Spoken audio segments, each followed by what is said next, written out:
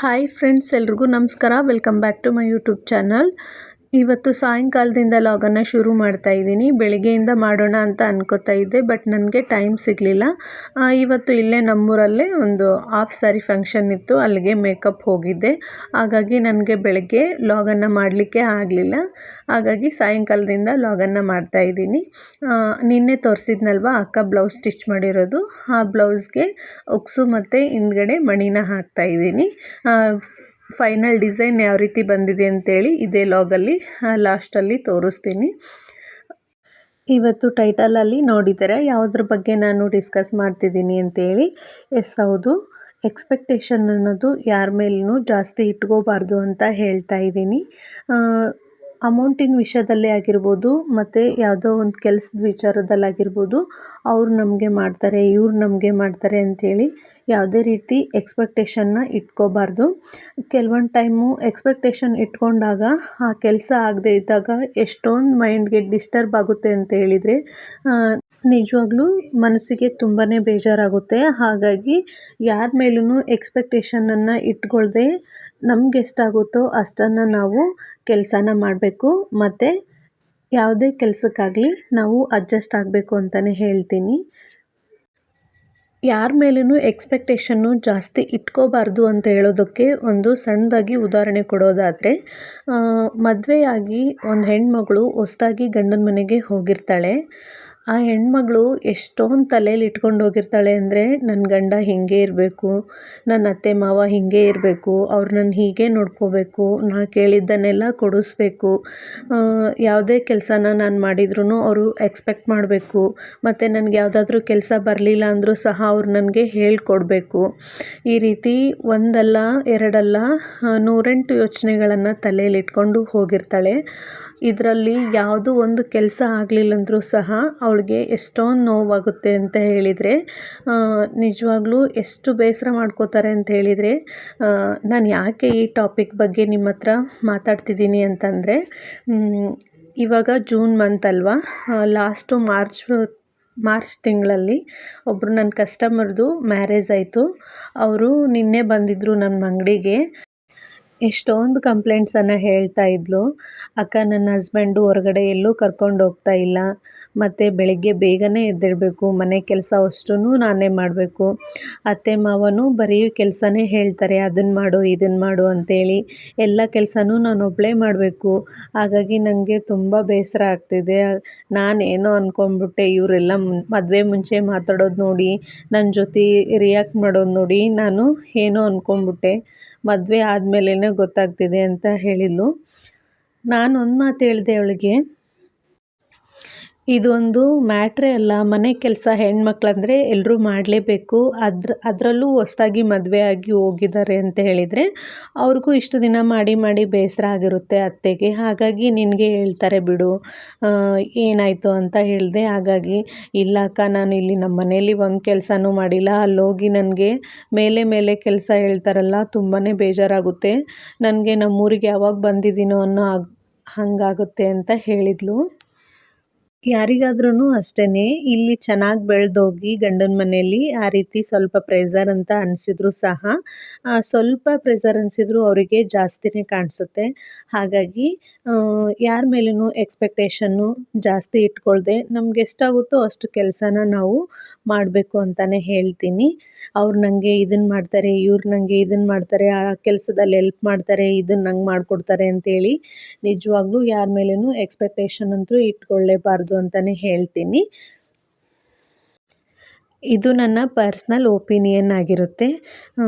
ನಿಜವಾಗ್ಲೂ ಯಾರ ಮೇಲೂ ಎಕ್ಸ್ಪೆಕ್ಟೇಷನ್ ಇಟ್ಕೊಳ್ದೆ ನಮ್ಗೆ ಎಷ್ಟಾಗುತ್ತೋ ಅಷ್ಟು ಕೆಲಸನ ನಾವು ಮಾಡ್ಕೊಂಡು ಹೋದರೆ ಯಾವುದೇ ರೀತಿ ನಮ್ಮ ಮೈಂಡ್ಗೆ ಪ್ರೆಷರ್ ಅನ್ನೋದು ಆಗೋದಿಲ್ಲ ಅಂತಲೇ ಹೇಳ್ತೀನಿ. ಹಾಗೆ ನಿಮ್ಮ ಜೊತೆ ಮಾತಾಡ್ತಾ ನನಗೆ ಬ್ಲೌಸು ಹಿಂದ್ಗಡೆ ಮಣಿ ಹಾಕೋದನ್ನು ಕಂಪ್ಲೀಟ್ ಆಯಿತು. ಈ ಕೆಲಸ ಸ್ವಲ್ಪ ಲೇಟ್ ಆಗುತ್ತೆ ಅಂತಲೇ ಹೇಳ್ಬೋದು. ಹಾಗಾಗಿ ನಾನು ಸ್ವಲ್ಪ ಫ್ರೀ ಇದ್ದ ಟೈಮಲ್ಲಿ ಈ ಕೆಲಸನ ಮಾಡ್ತಾಯಿದ್ದೀನಿ. ಇವತ್ತು 2 ಬ್ಲೌಸನ್ನು ಸ್ಟಿಚ್ ಮಾಡಿದ್ದಾರೆ ಅಕ್ಕ.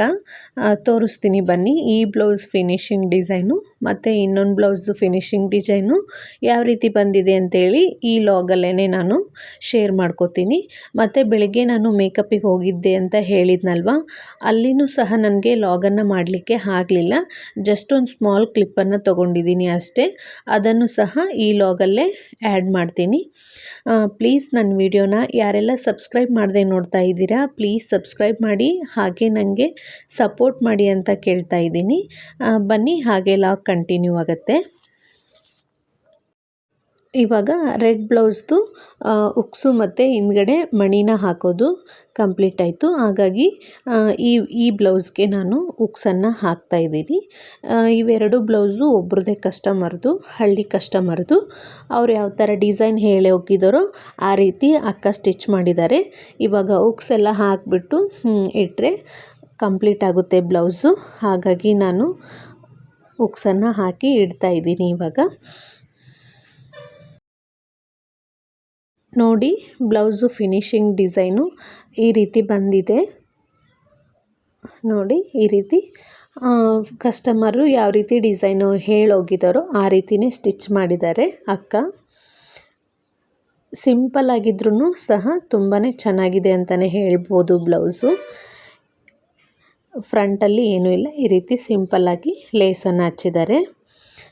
ಇನ್ನೊಂದು ಬ್ಲೌಸ್ ನೋಡಿ, ಈ ರೀತಿ ಲೇಸಲ್ಲೇ ಡಿಸೈನ್ ಮಾಡಿದ್ದಾರೆ. ಮೇಲ್ಗಡೆ ಈ ರೀತಿ ಮಗ್ಗಿನ ಇಟ್ಬಿಟ್ಟು ಡಿಸೈನ್ ಮಾಡಿದ್ದಾರೆ. ಇದು ಸಹ ತುಂಬಾ ಸಿಂಪಲ್ ಆಗಿದೆ. ಸ್ಲೀವು ಪಫ್ ಸ್ಲೀವನ್ನು ಮಾಡಿದ್ದಾರೆ. ಅವ್ರು ಯಾವ ರೀತಿ ಹೇಳೋಗಿದ್ದಾರೋ ಆ ರೀತಿ ಬ್ಲೌಸನ್ನು ಸ್ಟಿಚ್ ಮಾಡಿದ್ದಾರೆ. ಇವತ್ತು ಟೋಟಲಾಗಿ 2 ಬ್ಲೌಸನ್ನು ಸ್ಟಿಚ್ ಮಾಡೋಗಿದ್ದಾರೆ. ಮತ್ತು ಬೆಳಿಗ್ಗೆ ಮೇಕಪ್ಪಿಗೆ ಹೋಗಿದ್ದೆ ಅಂತ ಹೇಳಿದ್ನಲ್ವ, ನೋಡಿ ಮೇಕಪ್ಪನ್ನು ಈ ರೀತಿ ಸಿಂಪಲ್ಲಾಗಿ ಮಾಡಿದ್ದೀನಿ. ಹಾಫ್ ಸ್ಯಾರಿ ಫಂಕ್ಷನ್ನು ಈ ರೀತಿ ಸಿಂಪಲ್ಲಾಗಿಯೇ ಮೇಕಪ್ ಮಾಡಿದ್ದೀನಿ. ಫೋಟೋಗ್ರಾಫರು ಫೋಟೋನ ತೆಗಿತಾ ಇದ್ದರು, ಹಾಗಾಗಿ ಬನ್ನಿ ಅಂತ ಕರೆದ್ರು. ಒಂದೆರಡು ಫೋಟೋನು ತೆಗೆಸ್ಕೊಂಡ್ವಿ. ನನಗೆ ಈ ಅಪ್ಪಿದು ಪೂರ್ತಿ ಒಂದು ಫೋಟೋ ತಗೊಳ್ಳಿಕ್ಕೆ ಆಗಲಿಲ್ಲ. ತುಂಬಾ ಅರ್ಜೆಂಟಲ್ಲಿ ಮೇಕಪ್ಪನ್ನು ಮುಗಿಸ್ದೆ. ಅವರು ಒಂದು ಸ್ವಲ್ಪ ಬೇಗನೆ ಬನ್ನಿ ಅಂತ ಹೇಳಿದರು. ನಾನು ಬೆಳಗ್ಗೆ ಪಾರ್ಲರ್ ಕಸ್ಟಮರ್ಸ್ನ ಅಟೆಂಡ್ ಮಾಡ್ತಾಯಿದ್ದೆ, ಹಾಗಾಗಿ 1 ಅವರ್ ಲೇಟಾಗಿಯೇ ಬಂದುಬಿಟ್ಟೆ ನಾನು. ಹಾಗಾಗಿ ಅರ್ಜೆಂಟಲ್ಲೇ ಮುಗಿಸಿ ಬೇಗನೆ ಸ್ಟೇಜಿಗೆಲ್ಲ ಕಳಿಸ್ಬಿಟ್ಟೆ. ನೋಡ್ತಿರ್ಬೋದು, ಮೇಕಪ್ ಬ್ರಷಲ್ಲೆಲ್ಲ ಇಟ್ಕೊಂಡು ಫೋಟೋನ ತೆಗಿತಿದ್ರು ಫೋಟೋಗ್ರಾಫರು. ಫೋಟೋನ ತುಂಬಾ ಚೆನ್ನಾಗಿ ತೆಗಿತಾಯಿದ್ರು, ಫೋಸ್ ಎಲ್ಲ ಹೇಳ್ಬಿಟ್ಟು. ನೋಡಿ, ತುಂಬಾ ಸಿಂಪಲ್ಲಾಗಿ ಮೇಕಪ್ಪನ್ನು ಮಾಡಿದ್ದೀನಿ. ಮೇಕಪ್ ಯಾವ ರೀತಿ ಇದೆ ಅಂತೇಳಿ ನನಗೆ ಕಮೆಂಟ್ ಸೆಕ್ಷನ್ ಮೂಲಕ ತಿಳಿಸಿ. ಈ ಅವ್ವಿದು ಮೇಕಪ್ ಎಲ್ಲ ಕಂಪ್ಲೀಟ್ ಆದಮೇಲೆ ಇಲ್ಲೇ ಒಂದಿಬ್ಬರಿಗೆ ಹೇರ್ ಸ್ಟೈಲನ್ನು ಮಾಡಿದೆ. ಆ ವಿಡಿಯೋ ಕ್ಲಿಪ್ ಏನು ತೊಗೊಳ್ಳಿಲ್ಲ ನಾನು. ಸ್ವಲ್ಪ ರಶ್ ಇರೋದ್ರಿಂದ ನನಗೆ ವಿಡಿಯೋ ಮಾಡಲಿಕ್ಕೆ ಆಗಲಿಲ್ಲ. ಆಮೇಲೆ ನೋಡ್ತಿರ್ಬೋದು, ಫಂಕ್ಷನ್ ಎಲ್ಲ ಚೆನ್ನಾಗಿ ಮಾಡ್ತಾಯಿದ್ದಾರೆ. ಸ್ಟೇಜೆಲ್ಲನೂ ತುಂಬಾ ನೀಟಾಗಿ ಅರೇಂಜ್ ಮಾಡಿದರು. ನಾನು ಮೇಕಪ್ ಎಲ್ಲ ಕಂಪ್ಲೀಟ್ ಆಯ್ತಲ್ವ, ಮನೆಗೆ ಹೋಗೋಣ ಅಂತೇಳಿ ಎಲ್ಲನೂ ಎಲ್ಲನೂ ಬ್ಯಾಗಲ್ಲಿ ಹಾಕ್ಕೊಂಡು ಹೋದ್ರಾಯ್ತು ಅಂತೇಳಿ ಅನ್ಕೋತಾ ಇದ್ದೆ. ಇರಿ ಅಕ್ಕ, ಊಟ ಮಾಡಿ ಹೋಗುವಂತ್ರಿ ಅಂತೇಳಿ ತುಂಬಾ ಫೋರ್ಸ್ ಮಾಡಿದರು. ಹಾಗಾಗಿ ಒಂದು 20 ಮಿನಿಟ್ಸು ಅಲ್ಲೇ ವೇಟ್ ಮಾಡಿ ಊಟನ ಮುಗಿಸ್ಕೊಂಡು ಮನೆಗೆ ಬಂದ್ವಿ. ನೋಡ್ತಿರ್ಬೋದು, ಇಷ್ಟೊಂದು ವೆರೈಟಿ ಊಟನ ಮಾಡಿಸಿದ್ರು. ಟೇಸ್ಟನ್ನು ತುಂಬ ಚೆನ್ನಾಗಿತ್ತು. ಫಂಕ್ಷನನ್ನು ತುಂಬ ಚೆನ್ನಾಗಿಯೇ ನಡೀತಿತ್ತು. ನನಗೂ ಮೇಕಪ್ ಮಾಡುವಾಗ ತುಂಬಾ ಕೋಪ್ರೇಟಿವ್ ಮಾಡಿದರು ಅಂತಲೇ ಹೇಳ್ಬೋದು. ಜೊತೆಗೆ ಹರ್ಷನೂ ಕರ್ಕೊಂಡು ಹೋಗಿದ್ದೀನಿ ಅಂತ ಹೇಳಿದ್ನಲ್ವ, ನಾನು ಊಟ ಮಾಡಿ ಅವನಿಗೂ ಊಟನ ಮಾಡಿಸಿ ಮತ್ತು ಮನೆ ಕಡೆಗೆ ಬಂದ್ವಿ. ಮತ್ತು ಮನೆಗೆ ಬಂದಮೇಲೆ ಸ್ವಲ್ಪ ಸುಸ್ತಂತ ಅನ್ನಿಸ್ತಾ ಇತ್ತು. ಹಾಗಾಗಿ ಸ್ವಲ್ಪ ರೆಸ್ಟ್ ಮಾಡಿ ಸಾಯಂಕಾಲ ಟೈಮಲ್ಲಿ ಹಾಗೆ ಒಂದು ವಾಕ್ ಹೋಗಿ ಬರೋಣ ಅಂಥೇಳಿ ನಾನು, ಗಗನ ಮತ್ತು ಆಂಟಿ, ಹರ್ಷ 4 ಜನನೂ ಹೋಗ್ತಾ ಇದ್ದೀವಿ. ಇಲ್ಲೇ ನಮ್ಮೂರಲ್ಲಿ ದೇವಸ್ಥಾನ ಇದೆ, ನಮ್ಮನೆಯಿಂದ ಸ್ವಲ್ಪನೇ ದೂರ ಆಗೋದು. ಅಲ್ಲಿಗೆ ಹೋಗಿ ಬಂದ್ರಾಯ್ತು ಅಂಥೇಳಿ ಹೋಗ್ತಾ ಇದ್ದೀವಿ. ನಮಗೂ ಮನೆ ಪಾರ್ಲರು ಅಂಥೇಳಿ ಸ್ವಲ್ಪ ಬೋರಿಂಗ್ ಆಗಿರುತ್ತೆ. ಮತ್ತು ಮಕ್ಳಿಗೂ ಸ್ವಲ್ಪ ಈ ರೀತಿ ಹೊರಗಡೆ ಕರ್ಕೊಂಡೋದ್ರೆ ಅವ್ರಿಗೂ ಮೈಂಡು ರಿಲ್ಯಾಕ್ಸ್ ಆಗುತ್ತೆ ಅಂಥೇಳಿ ಸಾಯಂಕಾಲ ಟೈಮಲ್ಲಿ ಡೈಲಿ ಬರಲಿಕ್ಕಂದ್ರೂ 2 ಡೇ ಒನ್ಸ್ ಆದರೂ ಬಂದು ಕರ್ಕೊಂಡು ಹೋಗ್ತೀವಿ ನಾನು, ಆಂಟಿ. ಅವ್ರದ್ದೇನಾದರೂ ಕೆಲಸ ಇದ್ದರೆ ತಂಗಿ ಬಂದಿರ್ತಾಳೆ, ಇಬ್ಬರನ್ನೂ ಕರ್ಕೊಂಡು, ಹರ್ಷನ ಮತ್ತು ಗಗನನ್ನು. ಆಂಟಿ ಫ್ರೀ ಇದ್ದರೆ ಅವರು ಬಂದಿರ್ತಾರೆ. ನೋಡ್ತಿರ್ಬೋದು ಇವಾಗ ದೇವ್ರಿಗೆಲ್ಲ ನಮಸ್ಕಾರ ಮಾಡ್ತಿದ್ದಾರೆ ಹರ್ಷ ಮತ್ತು ಆಂಟಿ. ಅವರು ಆಂಟಿ ಹೇಗೆ ಮಾಡ್ತಾನೋ ಹರ್ಷನೂ ಹಾಗೆ ಮಾಡ್ತಿರ್ತಾನೆ ಹೊರಗಡೆ ಹೋದರೆ. ಹಾಗೆ ನಾನು ದೇವ್ರಿಗೆ ನಮಸ್ಕಾರ ಮಾಡಿ ಒಂದು 10-20 ನಿಮಿಷ ಅಲ್ಲೇ ಹಾಗೆ ಗಗನನ್ನು ಮತ್ತು ಹರ್ಷನ ಆಟ ಆಡಿಸ್ಕೋತಾ ಕೂತಿದ್ವಿ.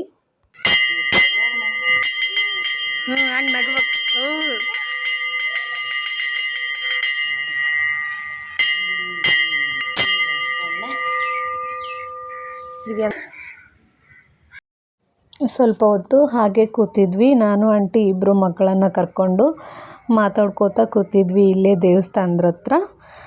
ನೋಡಿ ಮಳೆ ಎಲ್ಲ ಬಂದು ವಾತಾವರಣ ಎಷ್ಟು ತಣ್ಣಗಿದೆ, ತಣ್ಣಗೆ ಗಾಳಿನೂ ಬೀಸ್ತಾ ಇತ್ತು. ಗಗನ್ಗೆ ಕುಂಚಿಗೆ ಹಾಕ್ಕೊಂಬಂದಿದ್ದೆ, ಅವನು ಒಟ್ಟ ಕುಂಚಿಗೆನೇ ಹಾಕೋತಾ ಇಲ್ಲ, ಕಿತ್ತಿ ಒಗಿತಾ ಇದ್ದಾನೆ. ಹಾಗಾಗಿ ತಣ್ಣಗೆ ಗಾಳಿ ಬಂದ್ರೂ ಹಾಗೆ ಕರ್ಕೊಂಬಂದಿದ್ದೆ. ಇವಾಗ ಮನೆ ಕಡೆ ಹೋಗ್ತೀವಿ. ಇವತ್ತಿನ ಲಾಗನ್ನು ಇಲ್ಲಿಗೆ ಮುಗಿಸ್ತಾ ಇದ್ದೀನಿ. ಈ ಲಾಗ್ ನಿಮಗೆ ಸ್ವಲ್ಪನಾದರೂ ಇಷ್ಟ ಆದರೆ ಪ್ಲೀಸ್ ಲೈಕ್ ಮಾಡಿ, ಶೇರ್ ಮಾಡಿ, ಹಾಗೆ ನನ್ನ ಚಾನಲನ್ನು ಸಬ್ಸ್ಕ್ರೈಬ್ ಮಾಡಿಕೊಂಡು ಸಪೋರ್ಟ್ ಮಾಡಿ. ಮತ್ತೆ ಸಿಗೋಣ ನೆಕ್ಸ್ಟ್ ವಿಡಿಯೋದಲ್ಲಿ. ಎಲ್ರಿಗೂ ನಮಸ್ಕಾರ. Thank you for watching.